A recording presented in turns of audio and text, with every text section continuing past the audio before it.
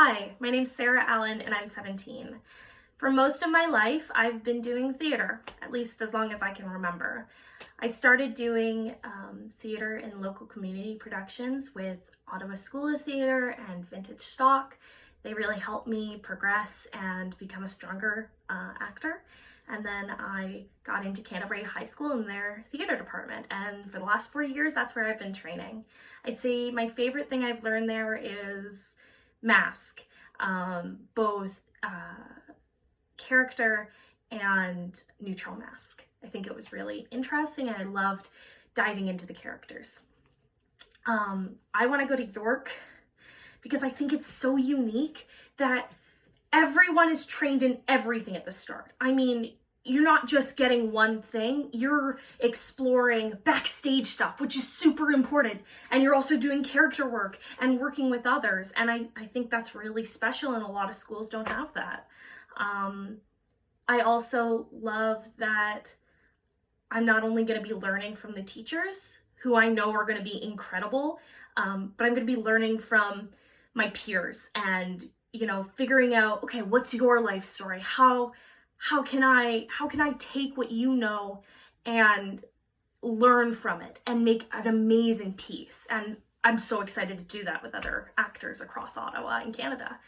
I think theater is really important in today's society because deep down we're all storytellers. And there's so many stories, so many experiences that have to be shared. And theater is a way where we can do that, where we can handle the tough subjects, where we can talk about pretty much anything and make it something beautiful, even if it's not pretty.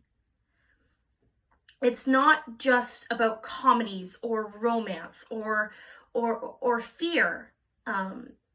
It's about connecting with people.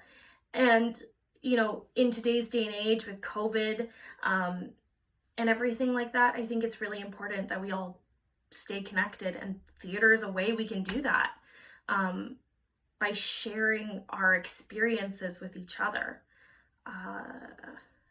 And I think that's really beautiful on its own.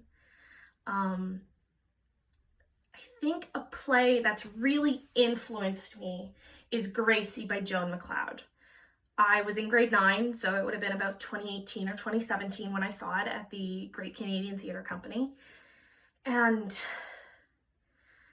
it changed everything for me. I mean, I left that theater with a whole new mentality about what a play was and what an actor was. Gracie is a one-woman show. It's set in Canada.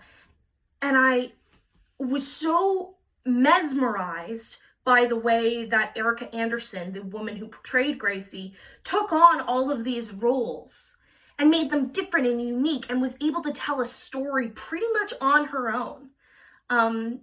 It made me realize how much work goes into a show and how much you can do as an actor. And it's not just lines, it's everything about the show. I wanted to do that. That's as simple as it gets. I wanted to be her. To get up on stage and to play all of those characters at once. I mean, it's an actor's dream. And I think that would be really special. And the fact that it was a Canadian play was a huge bonus too, because I think that's really cool. If I could have a dream job, I think when it comes down to it, I want to give back. So I would love to take everything I've learned and everything I'm going to learn and be a teacher and teach kids how important theater is and how we can communicate and tell these amazing stories and tell their stories because they need to be shared. And really teach the magic of theater to kids and, you know, make sure that they're learning every facet of theater, not just acting, but production and everything else. And I think that would be what I would want. Thank you. Chelsea Woolley's Enormity, Girl, and the Earthquake in Her Lungs. Thank you.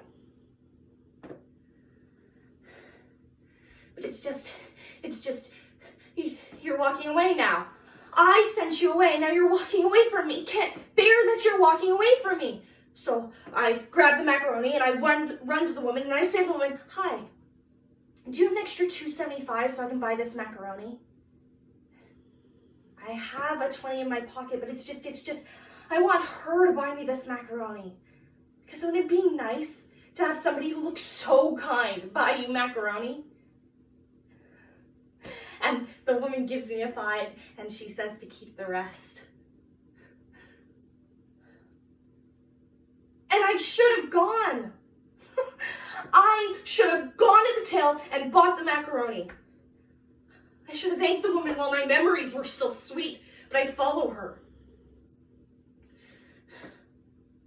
I follow at a distance to the dairy aisle, and she buys sliced cheese. And then I follow a bit closer to the chip aisle, and I imagine what kind of chip she would feed me if I were her own. And then I follow her to the bakery, almost touching her hand at the bakery. And she buys hamburger buns. She buys 12 of them, and I think, I know what this means. It's just she must be having a party. Cheese and chips and buns. Barbecue. And I imagine what it would be like to be there and stand by the grill and offer to flip the burgers. And I imagine what it would be like to spend the evening there, just talking and sharing without a moment for silence, just talking and sharing. And she says to me that I remind her of a hummingbird. And that she doesn't know much about birds, but probably I remind her of a hummingbird. And we laugh because it's fun, but I take it. A hummingbird. And I ride it onto my heart. And it's like she's looked at me, looked right at me and says, I love you. It's like she's looking at me, looking right at me and says, I love you.